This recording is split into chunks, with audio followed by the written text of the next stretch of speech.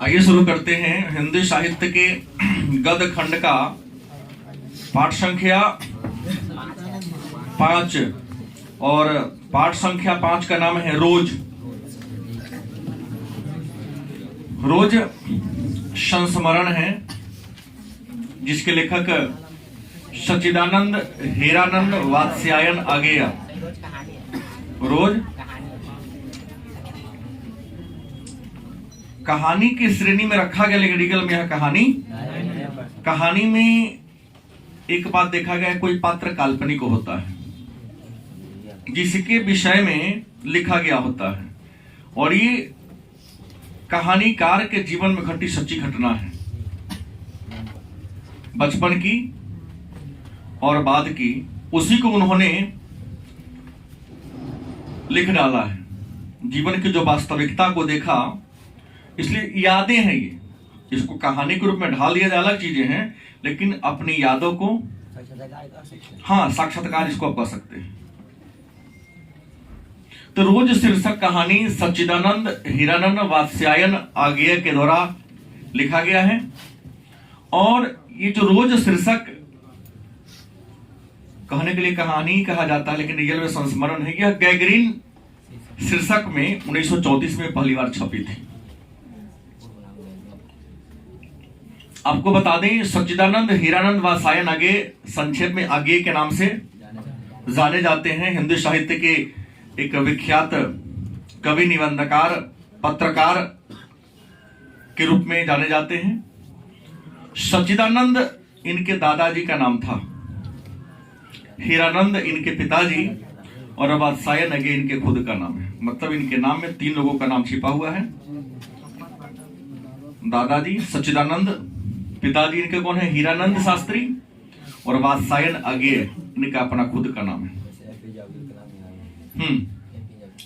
जन्म 7 मार्च 1911 ईस्वी को उत्तर प्रदेश के कुशीनगर या कसिया, कुशीनगर को ही कसिया कहा जाता है, में हुआ था। लेकिन ये मूल निवासी पंजाब के करतारपुर के थे। क्या के थे? हालांकि यह करतारपुर वर्तमान समय में पाकिस्तान में पड़ता है, वर्तमान समय में पाकिस्तान में पड़ता है, लेकिन ये मूल निवासी पंजाब के करतारपुर के हैं। इनकी मृत्यु 4 अप्रैल 1987 ईस्वी को हो गई। इनके पिताजी का नाम था हीरानंद शास्त्री, जो एक पुरातत्व शास्त्री या पुरातत्ववेता थे। पुरातत्ववेता की परिभाषा होती है, पुरातत्ववेता की परिभाषा है प्राचीन वस्तुओं के बारे में जानकारी उपलब्ध कराने वाले, जानकारी देने वाले विद्वान को पुरातत्ववेता या पुरातत्व शास्त्री के नाम से जानते हैं। इनकी माता का नाम था वयंती देवी।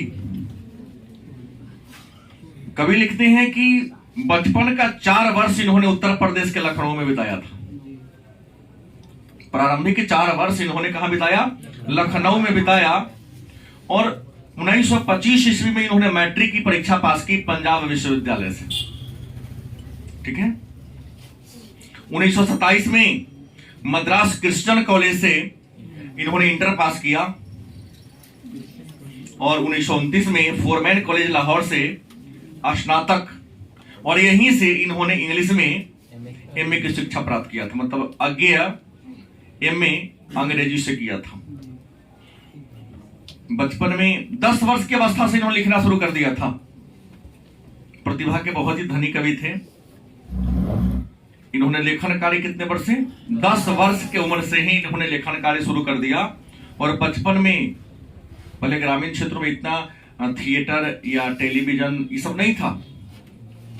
आप जानते हैं कि टेलीविजन की शुरुआत 1959 में आकाशवाणी के दूसरे कमरे से हुई थी। नहीं, 1965 से टेलीविजन का नियमित कार्यक्रम शुरू हुआ, लेकिन टाइम से रंगीन 1982 से शुरू हुआ। 82 सही है। 1982 से रंगीन टेलीविजन कार्यक्रम शुरू हुआ था। कुछ मेरे बर्थडे का भी उपलब्धि तो रहने दो, जन्म साल का। क्या जी सब अपने गिना लेगा था कि ना होगा?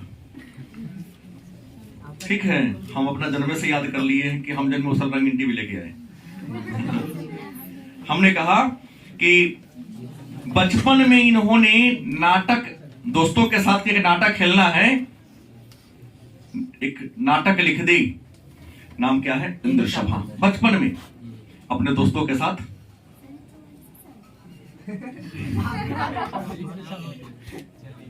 44 साल का है, मतलब तुमको 17 साल का लगना चाहिए, हो जाएंगे वो भी। रचना, इनकी रचना की बात करते हैं, इन्होंने कौन कौन सी रचनाएं रची हैं?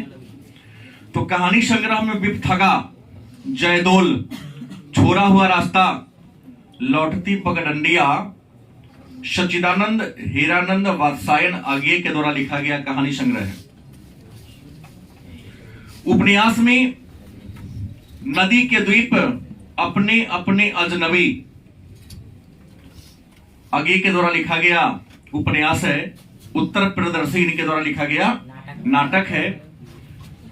कविता संग्रह की बात करते हैं तो सच्चिदानंद, हीरानंद, वात्सायन ने भग्नदूत, चिंता, हरी घास पर क्षण भर, बाबरा नहरी, आंगन के पार, कितनी नावों में कितनी बार, मोस्ट भी आई है। इसके लिए इनको हिंदी साहित्य का एक सर्वोच्च सम्मान ज्ञानपीठ पुरस्कार, कितनी नावों में कितनी बार, ज्ञानपीठ पुरस्कार इसी के लिए इनको मिला था। सदा नीरा, यह एक देखने की जरूरत है, सदा नीरा है, और आपके साहित्य में मैं पढ़ाऊंगा ओ सदा नीरा। तो ओ सदा नीरा जगदीश चंद्र माथुर, और यहां क्या है? सदा नीरा। आगे कविता संग्रह सदा नीरा, ऐसा कोई घर आपने देखा, ये आगे के द्वारा लिखा गया क्या है? कविता संग्रह। इन्हें साहित्य के क्षेत्र में भारत सरकार के द्वारा साहित्य अकादमी पुरस्कार और ज्ञानपीठ पुरस्कार भी दिया जा चुका है। ये प्रतिभा के इतने धनी थे कि विश्व के कई देशों में इन्हें विजिटिंग प्रोफेसर होने का गौरव प्राप्त है। विजिटिंग प्रोफेसर होने का मतलब किसी अन्य यूनिवर्सिटी में जाकर इन्होंने टेम्पररी कुछ दिनों के लिए, कुछ महीनों के लिए वहां के छात्रों को क्या किए? पढ़ाए। तो इन्हें विजिटिंग प्रोफेसर का दर्जा प्राप्त है। युगोस्लाविया की सरकार के द्वारा इन्हें स्वर्णमाला पुरस्कार दिया गया। युगोस्लाविया क्या है? एक देश है, वहां की सरकार के द्वारा इन्हें स्वर्णमाला पुरस्कार से पुरस्कृत किया गया है। इन्होंने कई पत्रिकाओं का भी संपादन किया, मतलब एक अच्छे पत्रकार भी थे। आगरा से इन्होंने सैनिक नामक पत्र का संपादन किया था। कोलकाता से विशाल भारत, प्रयाग से प्रतीक, और दिल्ली से दीनमान नामक पत्रिका का इन्होंने संपादन किया था। और दिल्ली से दीनमान के अलावे नया प्रतीक नामक भी दिल्ली से ही निकाला था। और दिल्ली में एक बहुत ही प्रसिद्ध अखबार निकलता, नवभारत टाइम्स। क्या जी? तो नवभारत टाइम्स में भी इन्होंने काम किया था। तो इनके द्वारा एक लिखा गया है रोज, क्या है? जो गैगरीन शीर्षक के नाम से 1934 में छप चुकी थी। इसका पूर्व नाम था। हाँ, रियल में गैगरीन होता क्या है? तो गैगरीन एक प्रकार का घाव होता है। गैगरीन क्या होता है? पहाड़ी क्षेत्र में कांटा के चुभ जाने से, कांटा चुभ गया, अगर निकल नहीं पाया तो धीरे धीरे पैर में पीप पकड़ लेता है, वह वहां के मसल्स को सड़ा देता है और एक घाव का रूप धारण कर लेता है, जिसको गैगरीन कहते हैं। हमारे मैदानी क्षेत्र में इसको पकोए, बड़ा हो गया तो खोराठी भी कह दिया करता है लोग। यह भी कांटा चुभने से ही होता है। कई बार अगर उचित उपचार ना हुआ तो कैंसर जैसा मांस को सराते सराते नष्ट कर देगा। तो उस अंग को काटने के अलावा कोई उपाय नहीं है। प्राण को बचाना है तो उस अंग को काटना पड़ेगा। तो गैंग्रीन एक प्रकार का घाव है जो कांटा के चुभने से होता है। इसको बीमारी कह सकते हैं। तो घाव भी एक प्रकार का बीमारी है, लेकिन सबसे अच्छा कहना कि घाव ही ठीक रहेगा इसके लिए। हाँ, कोई बात नहीं है। अगर घाव रहेगा तो बीमारी से घाव लिखना पड़ेगा, ये सटीक आंसर होगा। घाव भी एक प्रकार का बीमारी है। विशेष नॉलेज के लिए बीमारी में तो सब आ जाएगा, जिसकी से के माध्यम से आपके शरीर को किसी प्रकार का कष्ट या तकलीफ हो।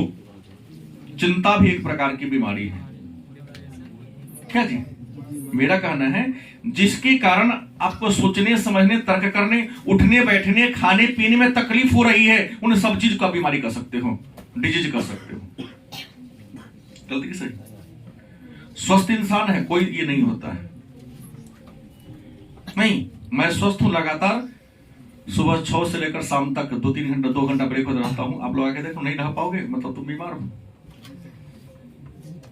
सामान्य तरीका से आपकी एक्टिविटी नहीं है तो आप क्या है, बीमार हैं। बीमार केवल शारीरिक नहीं होता, बीमार मानसिक बीमारी भी होती है। और सबसे खतरनाक बीमारी मानसिक बीमारी होती है। दुनिया में हर बीमारी का दवा है, लेकिन डिप्रेशन और मानसिक बीमारी की दवा, सटीक दवा आज तक नहीं बनी है। मानसिक बीमारी की दवा व्यक्ति खुद बना सकता है, मतलब उससे निकलकर स्वस्थ हो सकता है, या उसके परिवार के लोग उसको स्वस्थ अपने क्रियाकलाप के द्वारा कर सकते हैं। तो प्रश्न है रोज, अंग्रेजी में कहता डेली। मैं निचोड़ बता दूं, 4 लाइन में इसका निचोड़ होगा। रोज जो शीर्षक है सच्चिदानंद हीरानंद वात्स्यायन आगे के द्वारा लिखा गया एक रचना है। इस शीर्षक में कवि ने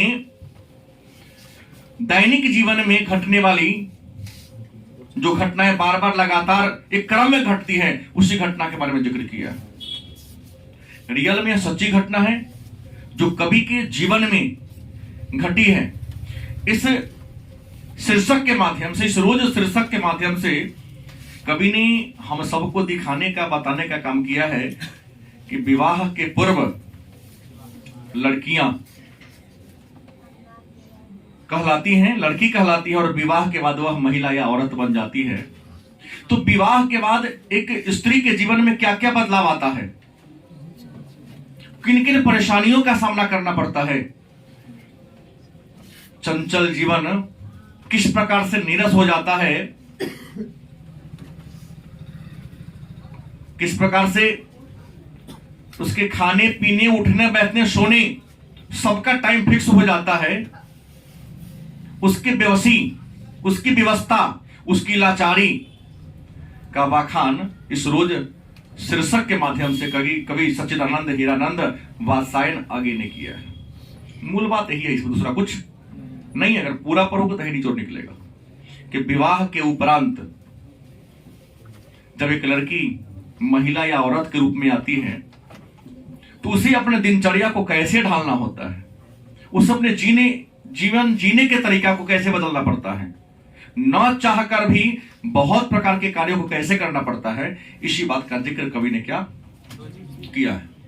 कवि कहते हैं, इस शीर्षक रोज शीर्षक कहानी की शुरुआत होती है। कवि कहते हैं कि एक बार दोपहर का समय होता है, अचानक एक आंगन में मेरा पैर पड़ता है। कभी का पैर आंगन में कई बजे पड़ा? दोपहर में। दोपहर का समय मतलब न सुबह है न शाम है, बीच का समय। कवि ने कहा कि जैसे मैंने उस आंगन में पैर रखा, हमको लगा मानो किसी ने इस आंगन को श्राप दे दिया है, सदा उदास रहो, हमेशा उदास रहो। मैं बोला, लिखा नहीं है। कबीर ने कहा कि जैसे ही हम उस आंगन में पैर लगे रखा, मुझे लगा किसी ने इस आंगन को, किसने इस परिवार को, किसने इस घर को श्राप दे दिया है। मेरी पैर की आहट सुनते ही, कभी कहते हैं पैर चलने का तो आहट होगी, आवाज जो होगी, पैर के चलने से जो आवाज होती है उसको आहट कहते हैं। मेरी पैर की आहट सुनते ही एक महिला आई जिसका नाम क्या था? मालती। कहते हैं मुझे देखते ही क्या हो गई, पहचान गई। आओ, आगे खुद बढ़ गई, हमको पीछे पीछे बुलाई। हम भी अंदर हो लिए। अंदर जाते हमने पूछा, वे यहां नहीं है?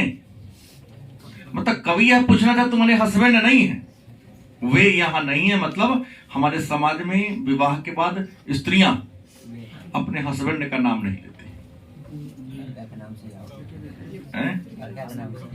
लेकिन ये पूछते हैं, कवि पूछते कि वे या नहीं है, क्योंकि तो नाम नहीं जानते थे उसके। शादी के समय के बाद फोटो में इसके हस्बैंड को देखा था, नाम जानते तो कहता हम महेश्वर नहीं है क्या? कैरेक्टर का वे यहाँ यह सिद्ध करता है कि कवि मालती के पति का नाम शायद नहीं जानते थे। गलत सही कहते नहीं, दफ्तर में है लेकिन थोड़ी देर बाद आ जाएंगे। कब आते हैं? तो ही 1:30 से 2 बजे के बीच में फिक्स है। 7 बजे जाते हैं और 1:30 से 2 बजे के बीच में आते हैं। दिनचर्या है इनकी, रोज यही होता है उसके लाइफ में। गर्मी का थोड़ा मौसम था, दूर से पैदल चलकर आए थे, थक गए थे। कहते हैं कि मालती अंदर गई, एक पंखा उठा के लाई और पंखा से हवा करने लगी। हमारे बॉडी पर फेस को देखकर उसको हिलाने लगी। तो छोड़ दो, मैंने आपत्ति जताया कि पंखा क्या करो, मत दुलाओ। कहते वाह कैसे नहीं चाहिए, थक कर आए हो, पसीना गिर रहा है। कभी नहीं कुछ नहीं बोला, इसलिए नहीं बोला। कभी लिखते हैं कि हम दोनों दूर के रिश्ते में भाई बहन थे, लेकिन हम इसको बहन मानवे नहीं कि अभी वो हमको भाई, हम दोनों हम उम्र थे, एक अच्छे दोस्त की तरह सखी सख के भाव में रहते थे। बचपन में साथ खेले, साथ पढ़े, लड़ाई झगड़ा मारपीट सब साथ किए। आगे चर्चा कभी करते हैं कि क्या यह चंचल थी और इसका जीवन क्या हो गया। कभी को इसी बात का खेद है, मालती के जीवन में जो बदलाव आया है विवाह के बाद, इस बात से कभी बहुत ज्यादा चिंतित है। और उस चिंता को इन्होंने रोज शीर्षक के नाम से लिख दिया है कि क्या थी, हाँ क्या हो गई। तो प्रश्न है कि अच्छा लो मुझे दे दो, मैं हाँक लेता हूं, डुला लेता हूं। ना ना, हम टकरते हैं। संजोग से उस समय एक बच्चा के चिल्लाने की आवाज आई। कभी कहते बढ़िया होगा, कम से कम दोबारा पाता शरीर है, भाई है, दोस्त है, थोड़ा तो टेंशन में जो रहेगी रोने लगा, पंखा वो अपने रख के चल गई। दोबारा कहने का ही मौका नहीं दी। गई, कभी अपने से पंखा उठा लिए और थोड़ा सा उसको पसीना को सुखाने लगे। कभी कहते कि लगभग 4 वर्षों के बाद मैं इससे मिला हूं। कभी की मालती से मुलाकात कितने वर्ष बाद होती है? 4 वर्ष के बाद मालती से क्या होती है, मुलाकात होती है। 4 वर्ष के बीच में शादी का दिन में एक बच्चा भी हो गया है। बच्चा रो रहा था, उसको गोद में उठा के इनके पास लाई। कभी ने पूछा बच्चे को देखते हुए क्या नाम है इसका? मालती ने इशारा दिया, अब इसका नाम निश्चित नहीं है, लेकिन हम सब प्यार से ऐसे टीटी के कहकर बुलाते हैं। कभी सुना कि टीटी है, देवी का है टीटी, आओ इधर। लेकिन हम पर देखा, लेकिन माँ की ओर उसके गोद में चिपक कर रोने लगा। कभी कहते कि मैं जैसे उसके घर पहुंचा, लेकिन हमको लग रहा था कि मालती जैसा खिन्न है, दुखी है, किसी अवसाद से ग्रसित है। शायद या तो रिश्ता से प्रसन्न नहीं है, या शहर से प्रसन्न नहीं है, या अपने हस्बैंड के व्यक्तित्व से खुश नहीं है। एक स्त्री दुखी तब होती है शादी के बाद नहीं, जब परिवार पसंद नहीं है, परिवार के लोग पसंद नहीं है, लोग की विचारधाराएं पसंद नहीं है, या जिस शहर में है वह शहर उसे पसंद नहीं है, या जीने के जो तौर तरीका है, जीवन जो शैली है वह जीवन शैली ठीक नहीं है। बात समझने की है। कभी देखकर लगा कि मालती थोड़ा खिन्न प्रतीत हो रही है, प्रसन्न नहीं दिख रही है। उसकी खिन्नता को देखकर नियम है, महसूस शायद आपने किया या नहीं किया, मैंने तो कई बार फील किया है कि अगर लड़की का अचानक शादी हो जाए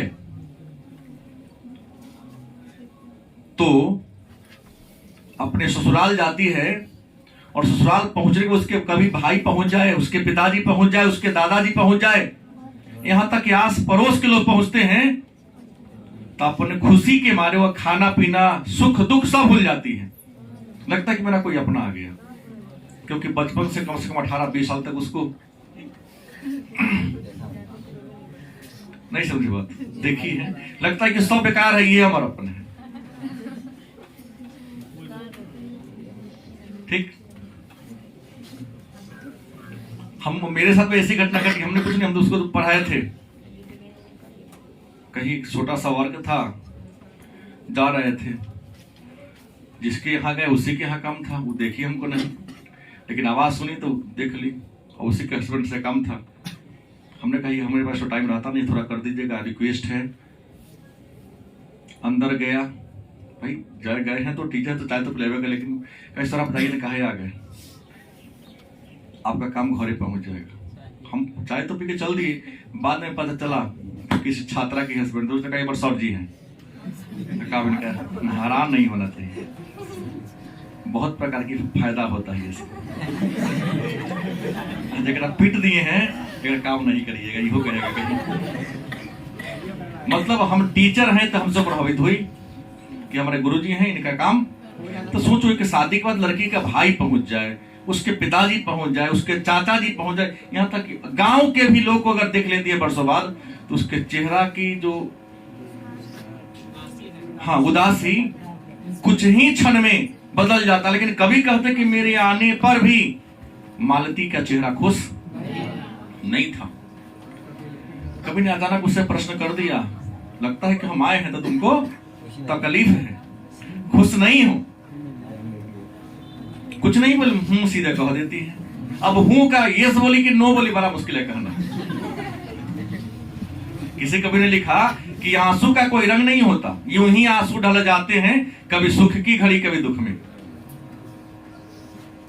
लेकिन एक बात है, गौर से देखोगे तो सुख के आंसू और दुख के आंसू में डिफरेंस होता है, क्योंकि सुख के आंसू में मुस्कान और चमक होता है, और दुख के आंसू में अवसाद और मलिनता होती है।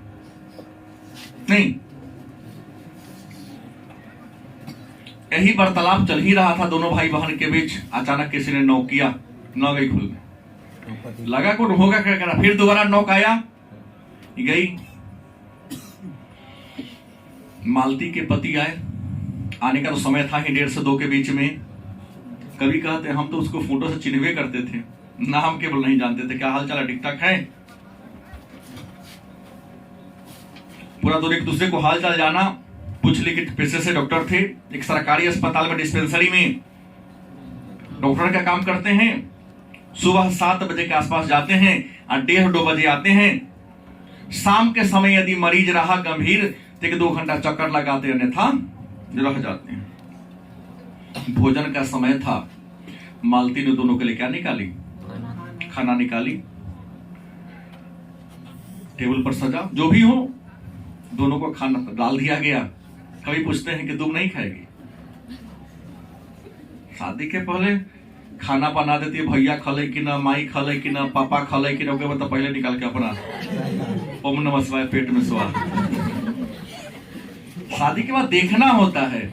देखने को मिला है अधिकांश पत्नियां मम्मी भी सिखाती हैं कि घर के सब बड़े अन्य के छोड़ दो, सास ससुर पति के भोजन करने के उपरांत हिंदू भोजन करना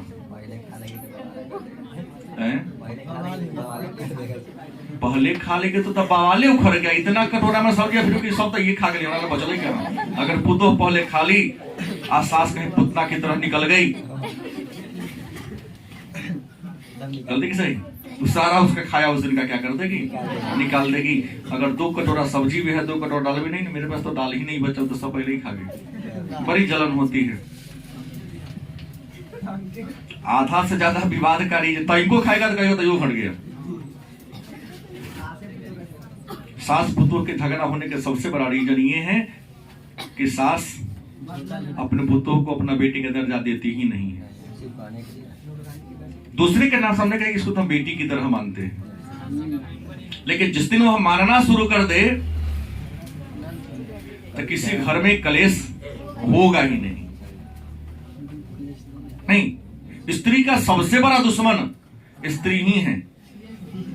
उसको टाइम कहाँ है उसके चोचा में लगने का। अब बार बार आती तो उसके थोड़ा थोड़ा 1-1 इंच का ये निकलती है, ये कमी है, यो कमी है। और परिवार में कलेश का सबसे बड़ा रीजन ये है। खाते रहे, कभी नहीं कहे तुम नहीं खाएगी। मालती के बोलने से पहले महेश्वर ही बोल दिया ना हम लोग के बाद खाती है। अरे 2 बज गया, विवाद खाती है। तो बचपन में 7 बजा तो छिपा लोटा पटकना शुरू करती, कभी गुस्सा भी आती है, सोचते हैं मन में, लेकिन प्रकट नहीं कर पाते हैं। कत मेरे पीछे खाया करती है, मन में सोचे कि हम ही तो 2 बजे खा रहे हैं, मतलब 2:30-3 बजे तक भूखे रही होगी सुबह से शाम तक। मतलब इसके लगा कि शरीर नहीं कंकाल बन चुकी है। क्या हष्ट पुष्ट शरीर था, आज केवल हड्डी का ढांचा बनकर रह गया। कहते डॉक्टर की पत्नी, हड्डी का ढांचा बनकर रह गया। महेश्वर कहते हैं आप तो सुबह खाने का आदत होगा, इस समय खाना खा रहे हैं, आपको तो अच्छा नहीं लगा होगा, भोजन तो बेस्वाद लग रहा होगा। कभी कहते हैं ठीक है, अच्छा खाए लगा, अच्छा तो लगा है। देर से खाएंगे तो भूख बढ़ जाता है, अब भूख बढ़ेगा तो खाने का मजा और आता है। क्योंकि भोजन का आनंद तब आता है जब भूख ज्यादा हो। सोने में मजा तब आता है जब नींद गहरी हो। नींद है नहीं, जबरदस्ती बेड पर जाएंगे तो कभी नींद आएगा। देर कभी ने कहा, लेकिन पर बहन को हमको कष्ट हो रहा होगा, मालती बहन को क्या हो रहा होगा, कारण नहीं पता है, सीधे कहीं कष्ट हो रहा होगा। मालती टोकी और अपने स्वर में जो बचपन में बात ऐसे बोली कि नहीं तो खाने वाला आदमी घर में खाने वाला है तो सुबह 10 बजे खाने वाला है और अभी देर से खा रहा है। खाना पीना खा लिए। महेश्वर कहे कि आज हमको एक बार क्षमा प्रार्थी हूं, क्योंकि आज तेरा बड़ा मरीज आ गया है। कौन-सी का डॉक्टर आप किस चीज के डॉक्टर है, किस चीज का रोगी यहाँ आता है? कवि कहते हैं यहाँ गैंग्रीन के रोगी जाता, तो गैंग्रीन क्या होता है? वही महेश्वर ने कवि को समझाया कि गैंग्रीन कांटा के चुभने से होने वाला एक प्रकार का क्या है, घाव है, बड़ा गंभीर घाव है। हमसे उपचार हुआ तो ठीक, अंततः तो कई बार पैर ही काटना पड़ता, नहीं ठीक हो तो बड़े अस्पताल शहर भेज दिया करते हो, ये छोटा जगह है। आज 2 मरीज ज्यादा आ गया है, हो सकता है कि उसका पैर ही काटना पड़े। मालती चिड़ कर कदी कोनो डॉक्टरी हुआ, कोनो के गोर काट दिया, कोनो हाथ काट दिया, ये तो डॉक्टरी। महेश्वर बेचारा डॉक्टर थे, मुस्कुराए। वो कहेंगे गोर हाथ न काटे तो क्या प्राण जाने दे, न काटेंगे तो मर जाएगा, जिंदा रहेगा ना कुरुबल पचा कटवा के, ये कि वो हाथ वाला रहेगा, वो गोर वाला, लेकिन जिंदा तो रहेगा। खैर वो चले गए। कभी कहते तू खा लो, हाँ खाती हूँ। गए पानी वाले तो नल में के पानी गए, नल में पानी ही नहीं था। कभी पानी तो रोज ऐसे ही होता है, सुबह 7 बजे आता है, फिर अब उस समय पूरा पानी स्टॉक करके नहीं रखे, तब सांझे में 7 बजे आएगा। अचानक दोनों लंबी देर तक क्या करती है, बात करती है। और बात करने के क्रम में कभी मन ही मन विचार कर 7 बजे तक वेट करेगी, आएगा पानी। कहते नौकर उकर नहीं रखी, कहते कभी अला तो 15 दिन होवे किया है, मतलब इस क्वार्टर में आए हमको, इससे पहले कहीं अन्य जगह पर थी वो। अच्छा नौकर मिले तो उसको रख लिया जाएगा। सब्जी वब्जी तो हम नीचे आता है बेचने, पहाड़ में कहाँ जाके खरीदने हम, यहीं से क्या करते हैं, खरीद लेते हैं। शाम को आए 2 का हाथ गोर काट के डॉक्टर साहब दोनों बड़ी देर तक गपशप किए। और इसी मालती पूछे तुम कैसे आए हो, तो पैदल आए हैं। तो पैदल आ गया, हिम्मत इतना हो गया, तुम तो पैसे नहीं चलते थे। सामान कहा तो कुली लेके आ रहा है, तो पैदल ही आ गए, गाड़ी से आते। क्यों आए? तो तुमसे मिलने आया हूं। कब ये दिखाना चाहिए तुम सबको इतना प्रेम है कि पैदल भी तुमसे मिलने आ गई। 18 मील तक पैदल दूरी तय कर लिया। सामान तो कुल्ली भी होकर सामान लेने पहुंच गया था, रख दिया घर में। शाम को डॉक्टर साहब आए, खाना पीना पानी आ गया तो नल में खाना पीना सब बन गया। कभी देखा कि अकेले बच्चा को भी खिला रही है, खाना भी क्या कर रही है, पका रही है। खाना बनकर तैयार हो गया। मालती से महेश्वर कहते हैं, लेकिन एक बात और होती है कि दोनों बात के क्रम में बच्चा रोता रहता। महेश्वर एक बार भी जाके बच्चा को खिलाते उलाते या चुप कराने का प्रयास नहीं करता, बेड ऊपर से नीचे गिर जाता और चिल्लाता है। उल्टा कहते चुप बच्चों को कराओ ना, बात करने में तकलीफ हो रही है। ये नहीं कि गोद में लाकर रख ले, मतलब एक लड़की नहीं महिला के व्यवस्था को कि छुपा कराना भी है खाना पकाना भी है, समय से भोजन भी ये कर देना है, थोड़ा आगे पीछे हुआ तो डांट भी सुनना है। तो प्रश्न है, कवि ये कहते हैं कि बना दी खाना, खाना लगाऊं, 8-9 तो बज गए। कवि कहे कि महेश्वर कहे कि मैंने शहर से कुछ आम लाया है। कहाँ है? अंगीठी पर। अंगीठी मतलब लकड़ी का ये होता है, उस पर रखा हुआ है। कभी देखिए कि वह गई, अंगीठी से आम उतारी, आम पेपर में लपेटा हुआ था, आम को अपने खोइछा समझते हैं ना, साड़ी के अंचल में रख ली, टांग ली, और पुराना पेपर कब का था पता नहीं, उसी को मंद प्रकाश में देखने लगी। कवि को देखकर पुरानी बात याद आती है कि पढ़ने लिखने में वहां चौपट आप ही लोगों की तरह मालती भी थी।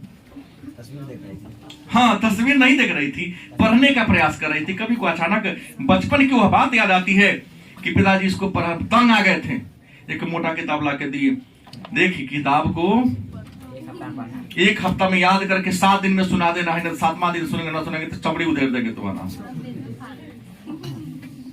मालती ले ली या हर दिन 20 को पन्ना फाड़ के लगी फेंकने। जब 7वां दिन पूरा, कभी मन में ही विचार करते क्या वह दिन था इसका। 7वां दिन पिताजी बुलाए, मालती इधर आओ, सुनाओ, किताब लाओ।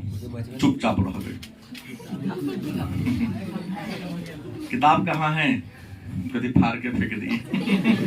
क्यों? पीट लो लेकिन हम पढ़ेंगे नहीं। कभी ये याद करते क्या समय था कि न पढ़ने के लिए किताबें फाड़ दी। हर दिन 20 पन्ना याद करना था, न पन्ना रहेगा नहीं याद करना पड़ेगा। जैसे आप लोगों ने बचपन टीचर ने होमवर्क दिया, पन्ने में फाड़ दिया। सर हमारे पर तो होमवर्क नहीं। क्या जी, क्या आप लोग जैसे तो कलाकार फेल है सारे, हॉलीवुड बॉलीवुड टॉलीवुड सब फेल है। स्कूल जाने का समय न मन है तो मम्मी तो लगा पेट दुखाने का। क्या वह पल बचपन का था? कब ये याद आता है क्या वह मालती बचपन में थी, कोई मार का डर नहीं, पन में फाड़ के फेंक दिया, पीट लीजिए लेकिन हम पढ़ेंगे नहीं। और आज क्या समय है कि पुराना अखबार को लालटेन खींचा खींची में कितना लालटेन तोड़ दिया था लोग ने, प्रकाश डंडी से घट रहा है और आज यह पेपर को पढ़ रही है। खैर खाना पीना खिला दी। इसी तरह कभी कहते हैं, अब हम लोग को तो कहे कि हम बहुत गर्मी है ऊपर सुतेंगे, कहा कि लोहा का पलंग है कैसे ऊपर जाएगा। आज चारपाई रखे हैं तो आप तो घर में सोएगा ना, आज आपके साथ ऊपर छत पर सोने का हमको क्या मिलेगा, मौका मिलेगा। ये दोनों चारपाई पर ऊपर सुत गए। मालती भी क्या करते, बगल में मोम जामा मतलब दौरी बिछाकर क्या होते हैं। और इसी तरह से कहानी का क्या होता है, समापन हो जाता है। मतलब कुल मिलाकर कवि इस कहानी के माध्यम से, इस शीर्षक के माध्यम से यह बताने का प्रयास किया है कि विवाह के बाद एक महिला की जीवन दिनचर्या कैसे बीतती है, इसी बात का जिक्र इसके माध्यम से किया गया।